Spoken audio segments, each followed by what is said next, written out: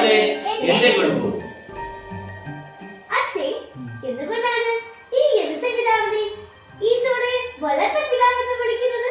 മക്കളെ, യൗസേ പിതാവ് മറിയത്തെ വിവാഹം കഴിച്ചിരുന്നുവെങ്കിലും മറിയം വിവാഹത്തിന് മുമ്പ് തന്നെ പരിശുദ്ധാത്മാവിനാൽ ഗർഭിണിയായി കാണപ്പെട്ടു. എങ്കിലും യൗസേ പിതാവ് ഈശോയെ വളരെ ശ്രദ്ധയോടെ പരിപാലിച്ചു വളർത്തി. യൗസേ പിതാവിന് മറിയത്തിൽ മക്കളുണ്ടായിരുന്നില്ല. ഈശോ വളർത്തു പിതാവ് തിരുസഭയുടെ മുഴുവൻ കാവൽക്കാരൻ, തിരു കുടുംബത്തിന്റെ കാവൽക്കാരൻ, കന്യാവ്രതക്കാരുടെ കാവൽക്കാരൻ, തൊഴിലാളികളുടെ മധ്യസ്ഥൻ, അതുപോലെ നല്ല മരണത്തിനു വേണ്ടി യൗസേ പിതാവിനോട് മാധ്യസ്ഥം യാചിച്ച് പ്രാർത്ഥിക്കാറുണ്ട്.